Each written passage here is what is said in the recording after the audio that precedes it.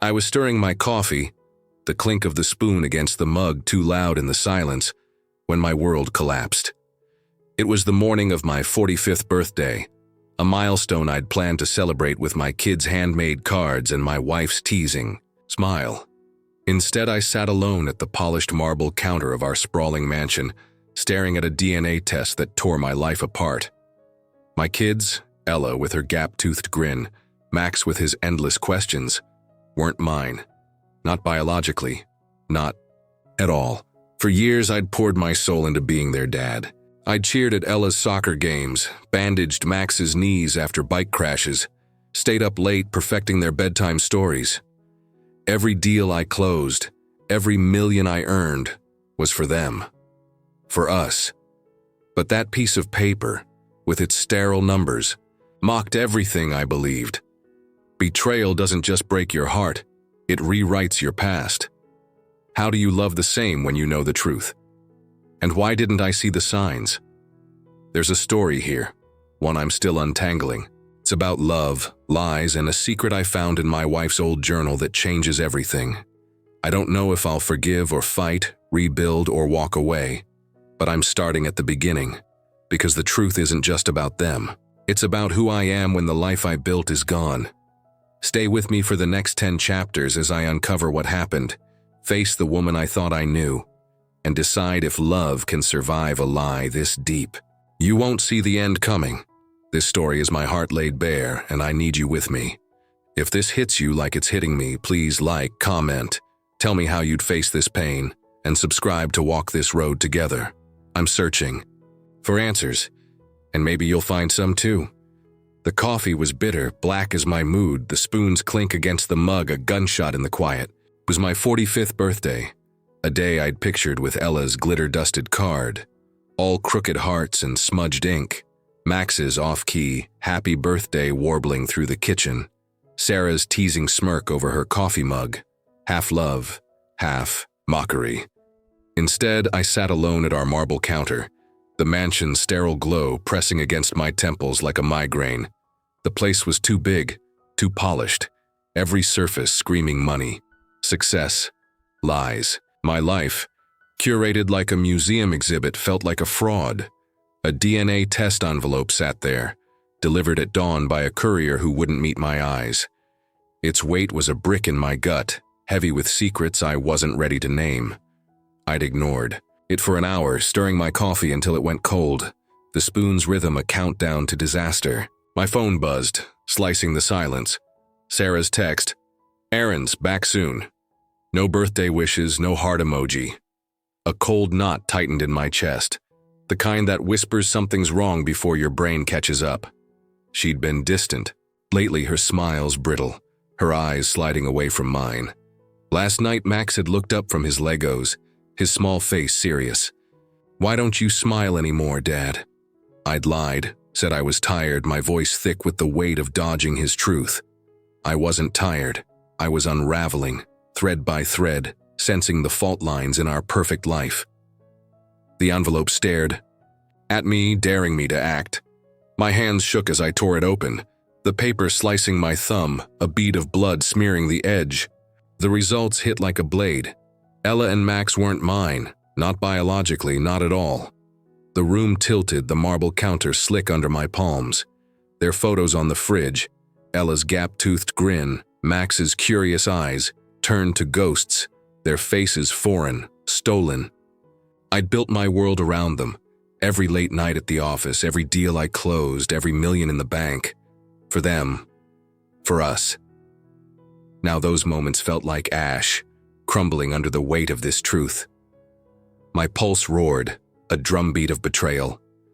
Sarah's car crunched the gravel outside, the sound sharp, final.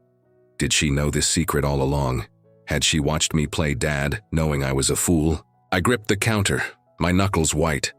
The truth a bomb I couldn't defuse. My reflection in the polished marble looked like a stranger. Hollow eyes, a man erased.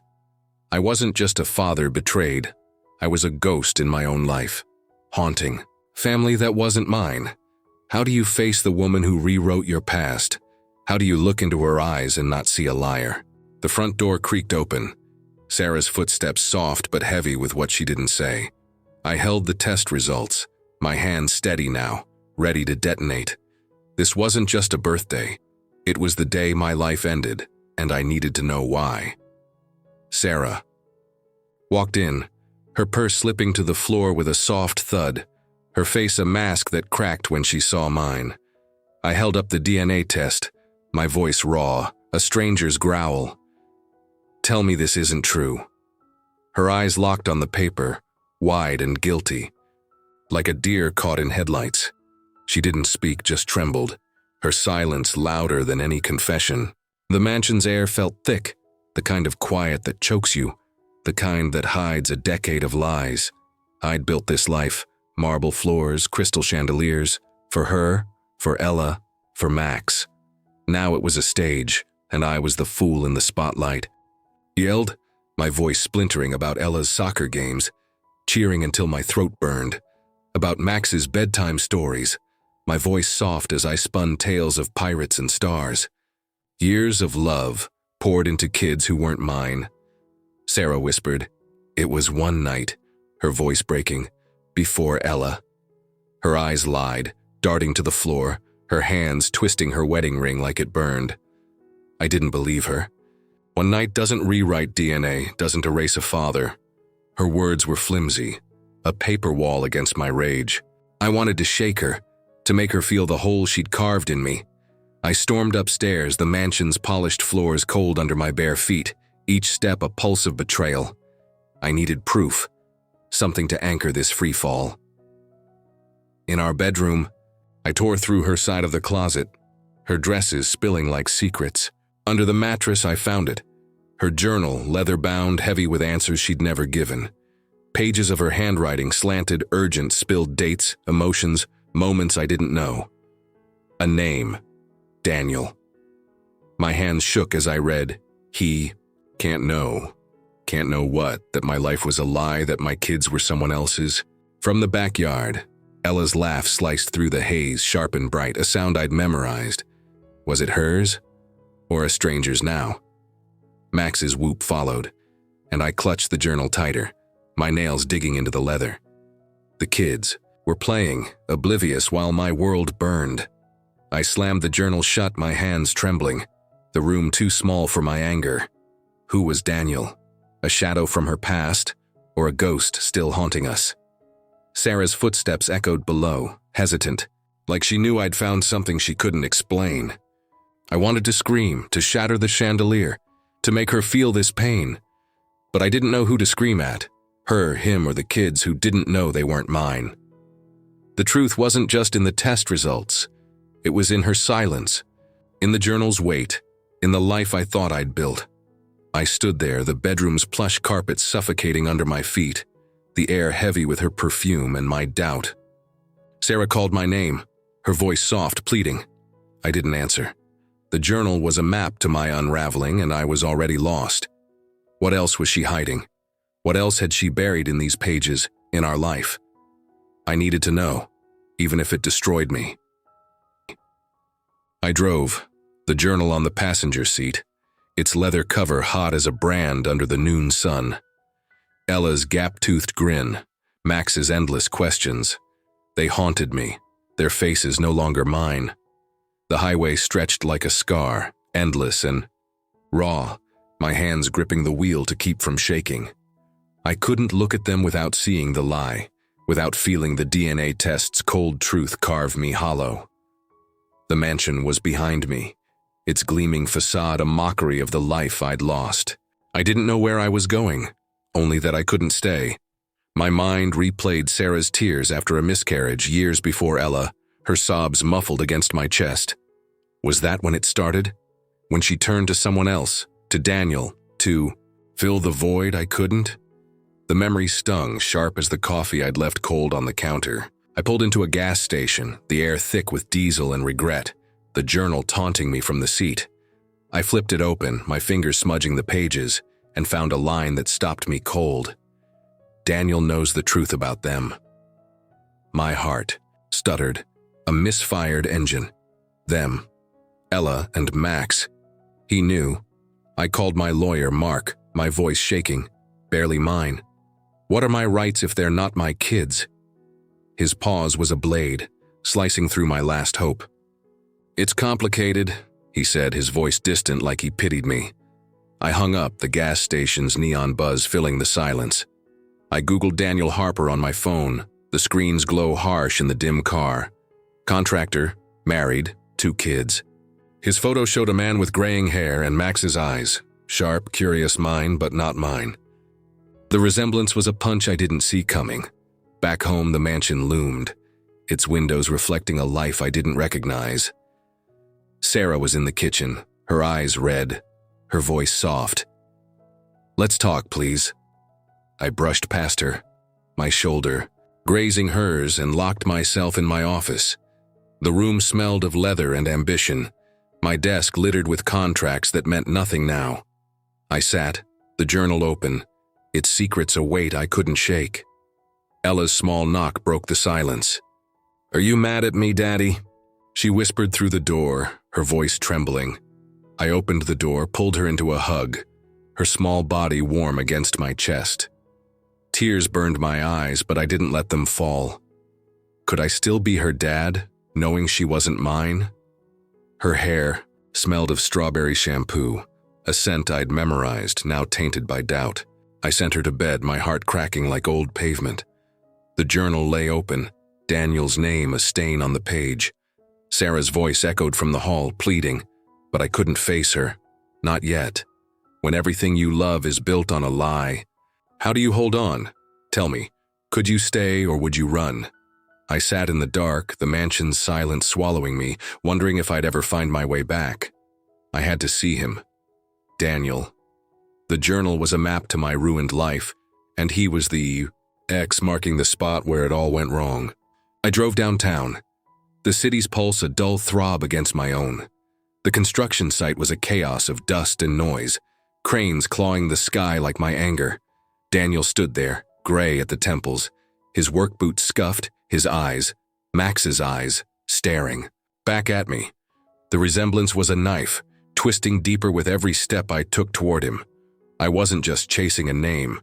I was chasing the man who stole my family. "Did you know my kids?" I growled, my fists clenched, the journal's weight still heavy in my mind. He looked away, his hands fidgeting with a hammer, guilt written in the lines of his face. "It was one night," he said, his voice low. 10 years ago with Sarah. One night. The lie was in his twitch, the way his eyes slid to the ground. I stepped closer, my voice a blade. "Don't lie to me." He swore it was brief, a mistake. But his hesitation was a confession. A crack in his story I wanted to pry open. I demanded, "Have you seen her since?" His pause was too long, a beat that screamed secrets. He mumbled something about a coffee once, years ago, but his eyes betrayed him, darting to the side like a cornered animal. I drove back to the mansion, the journal burning a hole in my passenger seat. In our bedroom, I tore through its pages again, my fingers smudging her handwriting. A photo slipped out. Sarah and Daniel, laughing, arms around each other, dated a year after Max was born. My breath caught, the image a punch to the gut. I smashed a whiskey glass against the wall, the shards glittering like my broken trust, scattering across the hardwood. The sound echoed, sharp and final, in the mansion's sterile silence. Sarah walked in, her eyes wild, catching me with the journal. "You don't understand," she said, her voice sharp, desperate, like she was grasping for a lifeline. I held up the photo, my hand steady despite the rage boiling inside. "Then explain this." Her face crumpled, but her words were a jumble, excuses that didn't land. She was hiding more, and I could taste it in the air. I didn't sleep that night, the mansion's silence screaming louder than my thoughts. The photo lay on the nightstand, Sarah's smile a taunt, Daniel's arm around her a betrayal I couldn't unsee. My life was a house of cards, and every new secret was a gust, tearing it down. Who was she protecting? Herself, Daniel, or the kids? What else had she buried in that journal, in the life we'd built? I stared at the ceiling, the chandelier's shadow a web trapping me. The truth was a splinter, digging deeper with every question, and I wasn't sure I could pull it out without breaking. Morning came, gray and heavy, and I wondered what else she'd kept from me, what else I'd find in the wreckage. Sarah's tears were just noise now, a static hum I couldn't trust.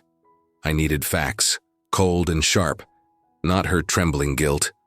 The journal was my only anchor, its pages a jagged truth cutting through her lies. I sat in the den, the mansion's walls looming like a mausoleum, and flipped to an entry from 5 years ago. Daniel called. Wants to see the kids. My stomach twisted, a sick lurch like I'd swallowed glass. The words weren't just ink, they were proof she'd let him into our lives, behind my back, while I played dad to kids who weren't mine. I confronted. Her in the kitchen, my voice cold, a stranger's. He saw them, didn't he? She admitted he'd visited once while I was in London, her words brittle, snapping under the weight of my stare. Just once, she said, her voice cracking like thin ice. I asked, did the kids meet him? She swore no, but her eyes darted, her hands twisting a dish towel into knots. I didn't believe her. The lie was in her tremble, the way she wouldn't look at me like I was the one breaking her. I called Jen, my sister, her voice a lifeline through the phone's static. She came over, her anger a mirror to mine, her eyes scanning the journal like it was a crime scene. She found a bank statement tucked in the back, large withdrawals, thousands, unexplained, dated around Daniel's visit. What the hell was she paying for? Jen asked, her voice sharp. I couldn't answer. At dinner, Max looked up, his fork hovering. Why's Mommy sad? I forced a smile, the lie tasting like ash, bitter and heavy. Everything's fine, buddy. It wasn't. I checked into a hotel that night, the room's sterile walls matching the numbness in my chest. The mansion felt like a lie I couldn't live in anymore. Alone, I read another journal entry. If he finds out, it's over. What was she hiding now? Another affair, a bigger betrayal? The words blurred, my eyes burning, not from tears but from rage, from the exhaustion of being a fool. I wanted to burn the journal, burn the truth, but it was all I had left. Sarah's secrets were a maze and I was trapped, every turn leading to more questions. The hotel's fluorescent lights buzzed, a mocking hum as I lay on the stiff bed, the journal open beside me. I thought of Ella's giggle, Max's endless questions, moments I'd thought were mine. Were they ever? The bank withdrawals gnawed at me. Money for what? To keep Daniel quiet?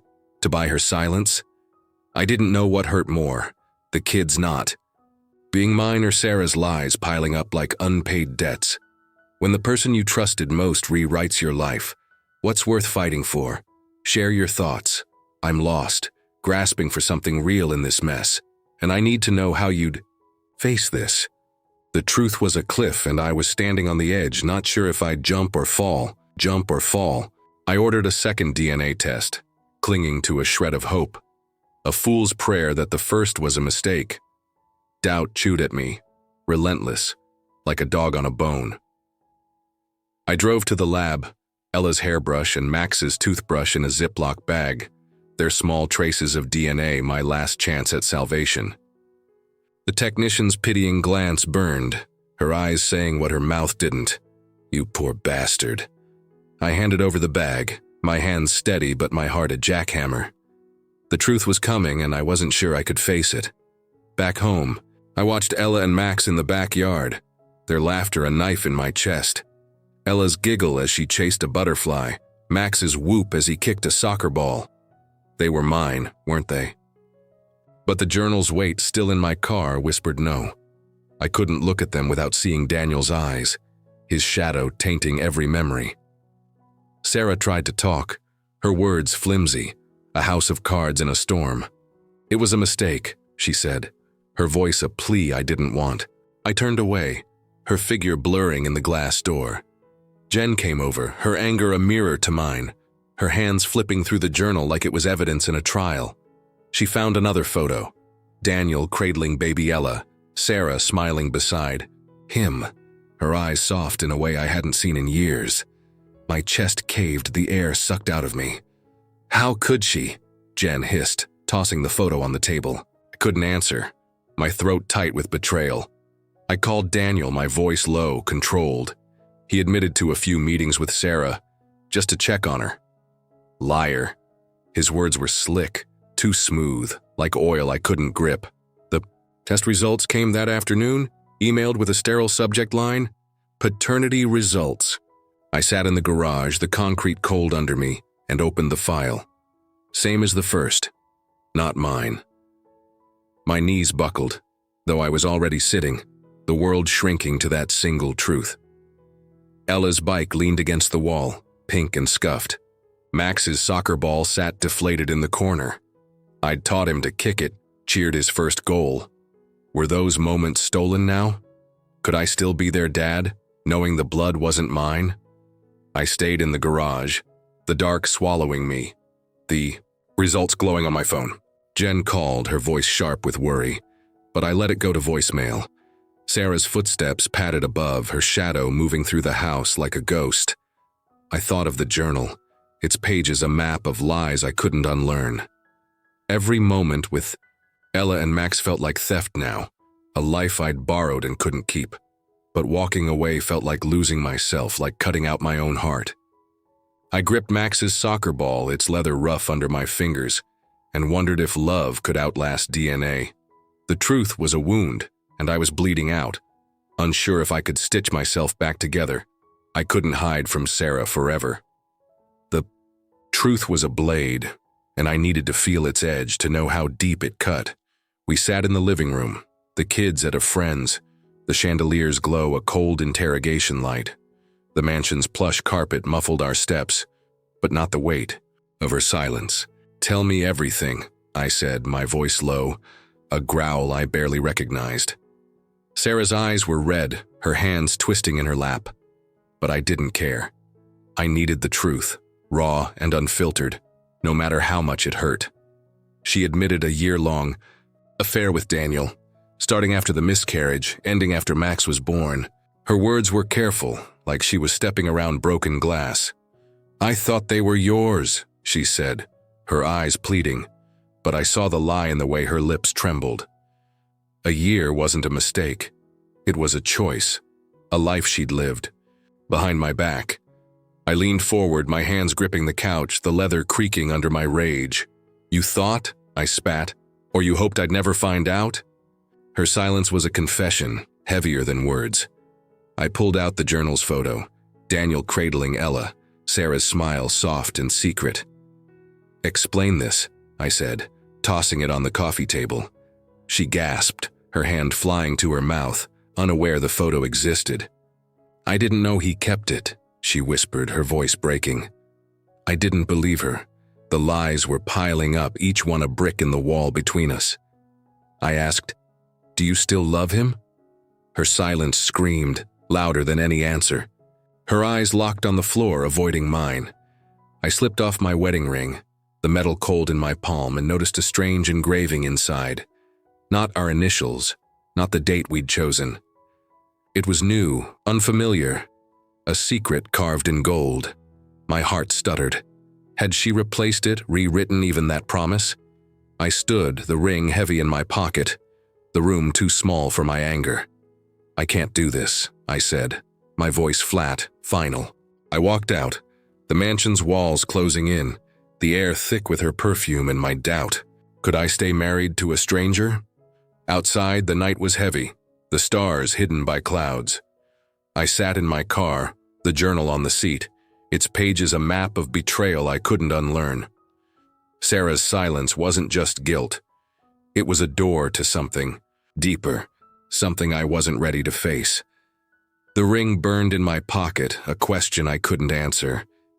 Had she loved him all along? Was our life just a performance, a lie she'd perfected?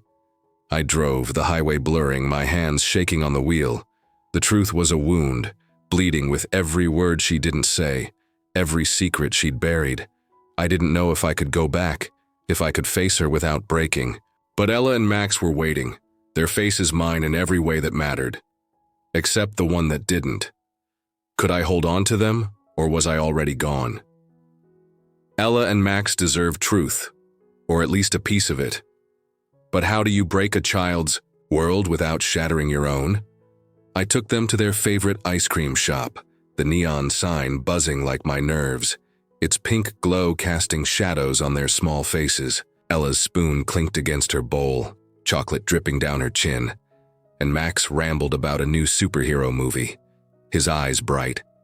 I watched them, my heart a tangle of love and loss, knowing every smile wasn't mine by blood. The DNA test was a ghost, haunting every moment. Ella looked up, her gap-toothed grin fading. "Why are you so quiet, Daddy?" Her voice was small, a needle in my chest.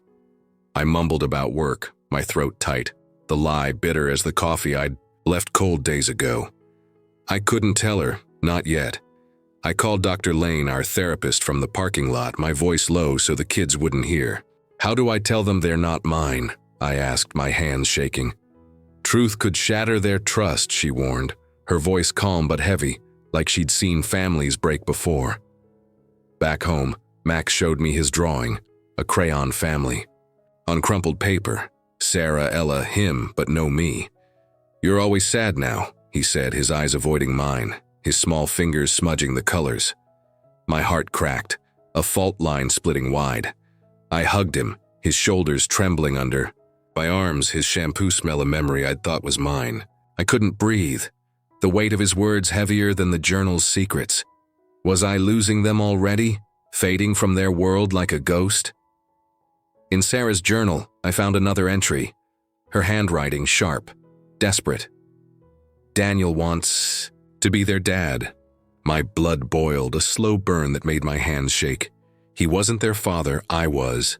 I'd bandaged their knees, cheered their games, built a life for them. But the test results mocked me, their sterile numbers louder than my love. I decided to face Daniel again, clutching Max's drawing like a shield, proof of the father I'd been, the family I'd fought for. The journal was a weapon now, its pages a truth I couldn't ignore. I stood in the kids' playroom, toys scattered like wreckage, the mansion's silence pressing in. Ella's stuffed bunny sat on the couch, one ear torn, a relic of nights I'd rocked her to sleep. Could I tell them the truth and still be their dad? Or would it break them like it was breaking me? The lie was a noose, tightening with every day I kept it from them. I wasn't ready, but the truth was clawing its way out, and I couldn't stop it. I needed to protect them, to keep their world whole. But how do you shield kids from a pain this deep? I sat in the dark, Max's drawing in my hands, wondering if I could hold on to them without losing myself. Could I? The question hung, heavy as the night, unanswered. I met Daniel at a park, the swings creaking in the wind, a lonely sound that matched my pulse. I needed answers, not his excuses, not his nervous glances. He showed up, his eyes darting, expecting Ella and Max, but I'd come alone.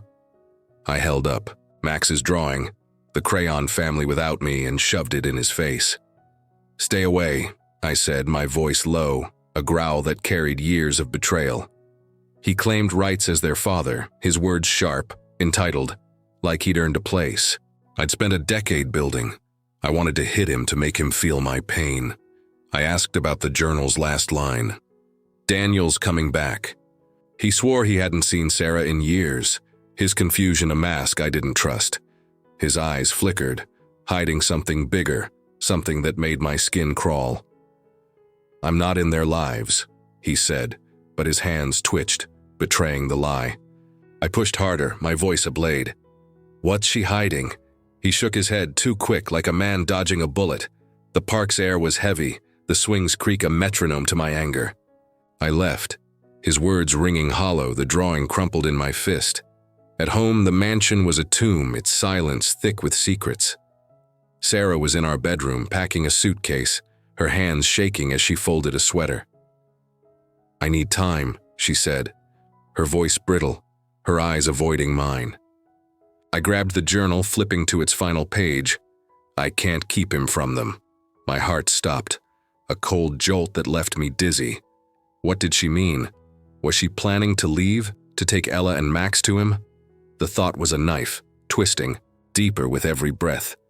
I demanded answers, but she just cried, her tears useless now. My phone rang. Dr. Lane, our therapist, her voice urgent. Sarah had called her frantic, confessing to a secret meeting with Daniel last week. She's scared, Dr. Lane said. But I didn't care. Scared of what? Of me finding out? Of losing the kids? I stood in our bedroom, the journal a weight I couldn't drop, Sarah's suitcase half-packed. A silent accusation. The mansion's walls seemed to lean in, the chandelier's glow casting shadows like bars. Was she running to him, or from me? The journal's words burned. I can't. Keep him from them. Was Daniel coming for my kids?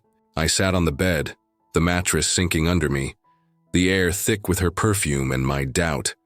Ella's laughter echoed from a memory, Max's questions a loop in my head. They were mine, in every way that mattered, except the one that didn't.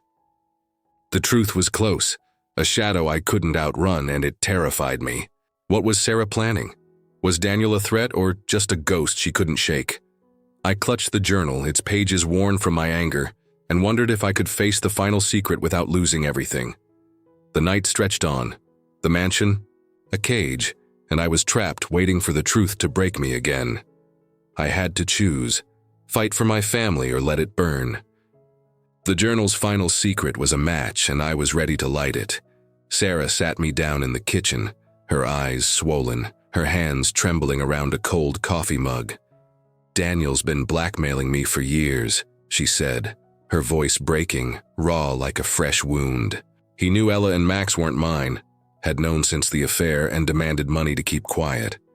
Thousands drained from our accounts to protect a lie I'd lived for a decade. Her words hit like a fist, but her fear was real, a mirror to I own. I called Daniel, my phone on speaker, recording every word. "Don't go to the cops," he begged, his voice cracking, a coward caught in his own trap. I didn't answer, just let his confession fill the silence, a noose tightening around him. I turned to Sarah, my voice cold. "Why didn't you tell me?" she whispered. "I was scared you'd leave." Her eyes locked on mine, raw and pleading. I saw her then, not the liar, but the woman who'd carried this alone, her guilt a weight heavier than mine. It didn't erase the betrayal, but it cracked the wall between us. I walked to the kids' room, their small bodies curled in sleep. Ella's bunny tucked under her arm, Max's soccer ball by his bed. Their faces were soft, untouched by the truth, and I felt a flicker of hope, fragile but alive. They were mine, DNA be damned, in every moment I'd built with them, every scraped knee, every bedtime story. I told Sarah we'd stay for now, but trust was a house we'd have to rebuild, brick by brick, through therapy, time, maybe love. Her nod was small, but it was enough. In the backyard, under a moonless sky, I burned the journal, its pages curling into ash, swirling like the life I'd thought I knew. The fire was small but fierce, a promise to let go of the lies, to try for something real. The mansion loomed behind me, its windows dark, but the kids' room glowed faintly, a beacon in the wreckage. I wasn't whole, not yet, but I was here, choosing love over hate, choosing Ella and Max over the pain. The ashes settled, a quiet end to a story that had broken me. This is my truth, raw, jagged mine. I've been unraveled, stitched back together by the kids I'll always call mine. I don't have all the answers, but I'm fighting for them, for us. If this story hit you like it hit me, if you've ever had to choose between pain and love, like this video, drop a comment. Tell me how you'd rebuild, how you'd find your way back. Subscribe to walk this road with me, because we're all chasing something real, something worth holding on to. The fire's out, but the light's still there, faint but growing, and I'm not giving up. Neither should you.